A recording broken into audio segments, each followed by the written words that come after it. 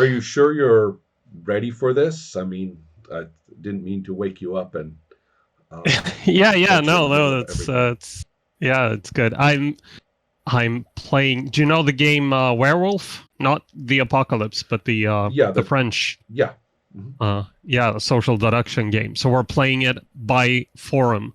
So which means it's, 24 hours a day going on for like a week. So my mind has been in that stuff. Though you look Uh, like somebody who's playing that version of Werewolf. yeah, I Actually, got my yeah, Corona beard and yeah. everything. Yeah, Well, I also I'm not have a an werewolf though. no. All right. So you say, uh huh. Yeah, Of course you would exactly, say that. Yeah, exactly. like I believe you. Bang. So the I have questions about that, of course, because Oh, our okay. goal today is to actually talk about interesting role playing stuff. Um, Mm-hmm. well, here is something I want to ask you about, and it might apply to the werewolf game. And it might apply, Okay. and I know it applies to what you were talking about with your "we are free of all constraint, Yes. we are free," discussion group or Yes. play group. The we are flapping our arms very hard. We must be flying. And so the question comes from what you mentioned about what Ricard had said. And I am pleased that I am not so fossilized that I can't be surprised and delighted sometimes. Because what you said that he was talking about surprised and delighted me and recontextualized 100 things I have been saying and thinking about. It's beautiful. I'm not even sure what you're referring to. So, His use of the term uncertainty. right. Oh, Yes. so perfect. So perfect. I know I'm saying that I want to ask you, but let me give the tiniest little sentence about why. Mm-hmm. Because the term that I have been using all this time is conflict.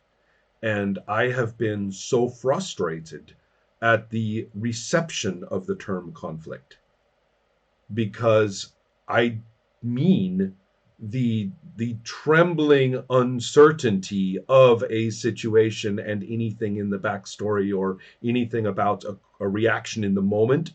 It could be old, it could be new, it could be this person, that person. Something is uncertain about this situation. And in the course of play, that may mean a cresting of the uncertainty into events, right? In small or large. It doesn't have to be the huge climax of the story or anything, but in some way. Right. And the the trouble is using the word conflict for that has been poisoned by discussion of literature and cinema. Because in those terms, conflict is the thing that must happen in this scene that we are going to prepare for this scene like a playwright. Okay, I've written this conflict into this scene. It is the second act, so it will be a conflict that only partly resolves it. It is very fixed, right? And what this means in role playing, unfortunately, is that people turn nothing into conflicts, right? So the random Right. behavior. One person I know calls it mining for conflict. You are looking around the situation and you are like seeking to make anything in it more extreme, and you usually just make your character into an asshole or a psychopath, right? Yeah. And or the same and the equivalent in other structures of play is to, of course, as we know, land conflict on everybody, and that distorts what I was calling bangs. Bangs for me were if I'm looking at all of the material as I'm preparing for a game of Sorcerer, I look at this and I say, my God, this has to explode. Look at that. It's right there, in the point. I need to play my NPCs, doing that because they must. And a bang also can emerge during play as, this information or this happens or whatever, and a player is launched into action from it and internally. Those are not it. People started talking about having your bangs prepared, that you are going to throw in there like grenades, and kind of like that, but not. You know what I mean? It's so every time I say conflict, people just kept running with it into this zone of over control or random or it's but saying uncertainty is so much clearer. Conflict therefore becomes the occasional child of uncertainty. Yeah, yeah. It's So the way gorgeous. It's exactly the what I way needed. Yeah. yeah, the way I see it is sort of I see it from sort of a story perspective where uncertainty is what makes us curious, which makes us wonder how the story is going to turn out, which is what makes stories interesting, right? If I'm not curious, if I'm not wondering something, then I'm not engaging with a story. And part of that is conflict. Like if you have a conflict, that is uncertainty, right? Or vice I don't versa. know Right. Yeah. I don't Right. know who's going to win. But then you could also have like a mystery story. Obviously, I wonder who actually killed Johnny. Right? That's also an uncertainty. And What's behind that sometimes door? I find, Right. yeah, that too. And sometimes I find so there are games like it's complicated, right? Where you have a bunch of characters, and in the beginning we don't know much about them. We don't know who they are. And through play, we discover their relationships and their background. And it's not a whodunit, and Right. it's not really like I played a couple of games, really wonderful games, very little conflict, but it was still a lot of uncertainty. It was still a lot of wondering, how is this going to Clarification can who are often these people? clarification can be its own form of, well, you see, this is the thing. If we adopt the word conflict into the most broadest and sense, which includes gentle forms, then we end up with things like clarification as the conclusion, right? So, but all of that goes to the uncertainty. You were saying we are moving from the uncertain to the certain. And it doesn't matter if we are making it up during play or somebody has prepared, one person has more information than another. And it doesn't matter if it is, I guess I'm saying structurally, it can be approached in 100 different ways easily. Yeah, Right. absolutely. Right. And I mean, it does matter if it's prepared or if it's game, improvised for the game and for Right. the experience. But Right. both are uncertainty. Both do the same thing. Yeah, right? it doesn't matter in terms of intrinsic value. Exactly. Comparatively. So it's really wonderful, and that's what I was hoping you would talk about a little bit for, well, any of the experiences that you're having right now, especially in the group that you are, Hantverks. Yeah, I think it is relevant because I did. So maybe we should start talking about the group, the Hantverksklubben. Right. So Hantverksklubben is a group of people-ish. It is an open group. Anyone who wants can join. The translation is difficult into English. It would be something like the artisan group, which sounds very posh and pretentious in a way that it doesn't How about sound in. Which is actually the direct Saxon translation.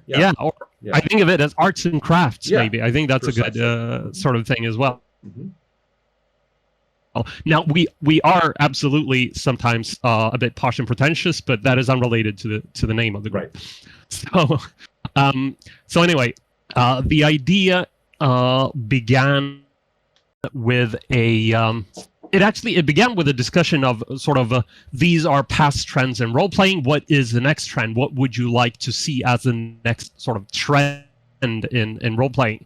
And I got to thinking about what I would like to see is some more focus on the skills of the players, on the practice and the sort of craft of role playing, how we do it. I've for a long time sort of not liked games that try to do the work for you, games that are easy. And we've talked about this before. Right. I think it is a legitimate design goal. I think it is great if you want to write games like that. If you like playing games like that, that's fine.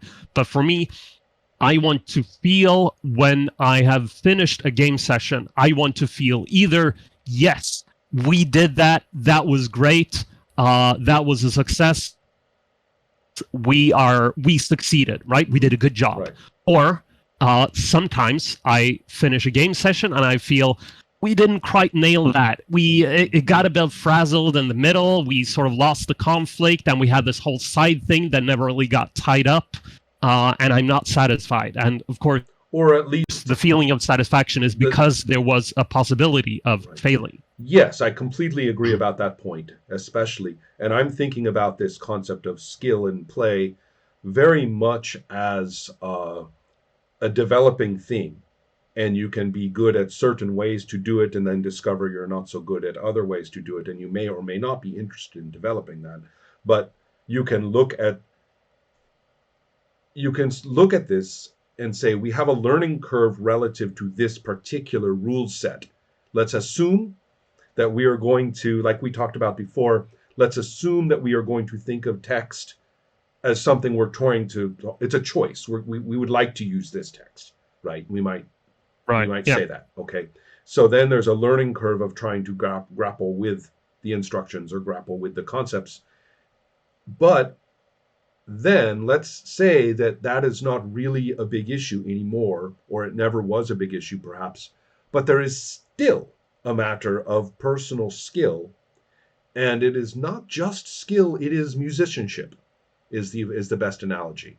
How do I, not just can I play the trumpet, but and not just how technically good at it I am, but how do I play a trumpet? Right. Yeah. So these are all involved, right? They're all involved, and they're not. It's first, how do we use this thing, and then what can we do with it? Right, and also the fun part. I'm being sarcastic. The thing that makes it so hard to talk about is that it's not sequential, right? You can still be in aspects of the learning curve as you are developing the way that you do it. I mean, it's you can't tease it apart in your experiences very easily, those things. So it therefore, reflecting on play with an eye toward it can be enlightening when I realized that the way that I was addressing certain system things in a particular game, maybe I wasn't embracing what the game had to offer enough, right? And sort of blocked myself from developing a personal, developing skill with it or with the other people. Okay, sorry, go on. Yeah. Yes. All right. So that was sort of the origin of it, and then I got to thinking, like, for a lot of hobbies that we do, like other hobbies, if we talk about, from playing the guitar to mountain climbing to whatever arts and crafts or drawing or whatever your hobby is, part of it is often, the satisfaction of getting good at something, right? So that was what I wanted to explore. So I sort of checked with this Swedish role-playing forum to see if people were interested in exploring these things, and I had a format in mind. So that was the sort of beginning of Hantverksklubben. So long? the idea. I'm sorry. How long have you been doing this? For context. We've been doing it for 19 sessions. Okay. So I'm not sure when this started. I think it was sometime last fall. Okay. This fall. Right. So it is sometime after summer. Mm-hmm. So a bit more than half a year, I think. Okay.